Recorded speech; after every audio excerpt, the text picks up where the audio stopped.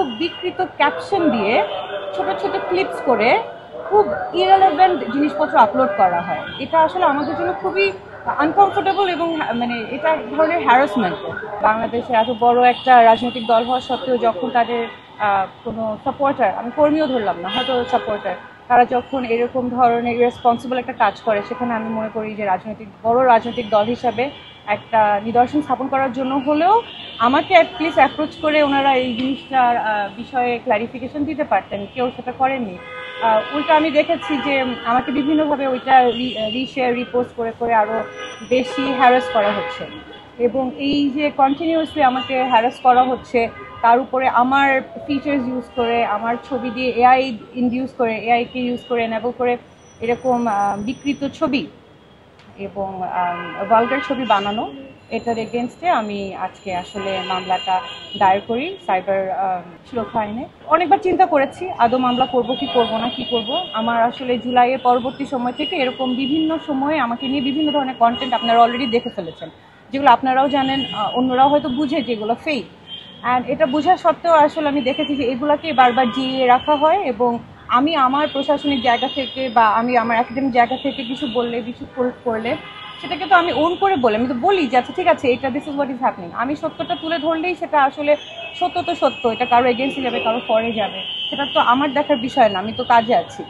তো এটাকে ইউজ করেই, যেখানে আমার কোনো রাজনৈতিক সংশ্লিষ্টতা নেই, আমি কোনো রাজনৈতিক দলের সাথেও না, আমি একটা সাধারণ শিক্ষক, সেখানে আমাকে সেই 1 বছর ধরে এগুলো কন্টিনিউসলি চলেই যাচ্ছে, এটার কোনো আসলে প্রতিকারও আমি পাচ্ছি না, কোনো শেষও হচ্ছে না। মামলাটা একদম লাস্ট মোমেন্টে এসে আমার আসলে ধৈর্য, আমি মনে করলাম যে এটা তো শুধু আমার সাথে না, আমার সাথে দাঁড়িয়ে থাকা ঝুমা, সালমা, উমামা, মনসুরা, আমাদের madam Saima Ferdous madam, Lutfa madam, কে বাদ আছে? কোনো কেউই বাদ নাই আসলে। সেক্ষেত্রে হেমা, মানে আমরা দেখলাম যে যখনই মেয়েরা তাদের জায়গা থেকে তাদের কাজে এগিয়ে যেতে চায় বা সত্যের পথে এগিয়ে যেতে, তখনই আসলে তাদেরকে নিচে নামানোর জন্য এভাবে সেক্সুয়াল হ্যারাসমেন্ট, অনলাইন বুলিং, এগুলো চলতেই আছে। তো আমি মামলাটা করেছি, ইটস এ মেসেজ। আমি তো বলেছি যে যারা অজ্ঞাতনামাও আছে, পরবর্তীতে যদি এগুলো কন্টিনিউ করে তারাও এই মামলার মধ্যে যেন চলে আসে। এই জিনিসটা আসলে আমরা মানে আমরা ভয়ও পাওয়া উচিত না, যেটা আমি 1 বছর ধরে অ্যাভয়েড করে গিয়েছি যে হ্যাঁ ডাই ডাউন করে যাবে, সব কিছু মিটিগেট হয়ে যাবে, হয়তো একটা টাইমে যে এগুলো আর থাকবে না। আমি দেখেছি আসলে হয় না, ওরা আমাদেরকে উইক মনে করে এবং কন্টিনিউয়াসলি এটা করতে থাকে।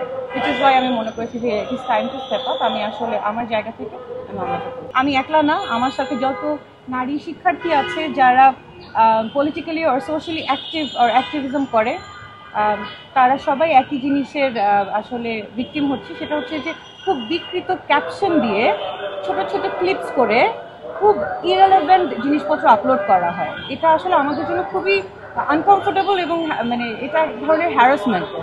হয়তো এটা ক্লিক বেটগুলোতে অনেক ভিউজ আসে, অনেক এনগেজমেন্ট হয়, কিন্তু আপনাদের ভাবতে হবে যে আপনাদের জার্নালিজমের জায়গা থেকে একটা রেসপন্সিবল জায়গা আপনারা আছেন। হ্যাঁ, আপনারা হয়তো এটা ক্লিক বেট হলে আপনাদের জন্য সুবিধা, কিন্তু দিন শেষে এটা করে কিন্তু আপনি আরেকজন মানুষকে অনেক আনকমফোর্টেবল ফিল করাচ্ছেন, এবং একটা কি বলবো রেসপন্সিবল জায়গা থেকে এটা আসলে আপনারা মানে জার্নালিস্ট ভাই এবং বোনদের থেকে এক্সপেক্টেড না। শ্রদ্ধেয় ম্যামের ছবি বিকৃত করে বিভিন্ন আইডি থেকে পোস্ট করা হয়েছে, বিভিন্নজন বিভিন্নভাবে শেয়ার করেছেন, অনেক ফেক আইডি থেকেও পোস্ট করা হয়েছে। তো আমরা কিছু আইডি আইডেন্টিফাই করেছি, যাদেরকে আমরা আইডেন্টিফাই করতে পেরেছি তাদের নামে স্পেসিফিকভাবে সাইবার সুরক্ষা আইনে মামলা দেওয়া হয়েছে, এবং মামলাটি অধিকতর তদন্তের জন্য এবং দ্রুত নিষ্পত্তির জন্য এটা ডিবির সাইবার ইউনিটে পাঠানো হয়েছে।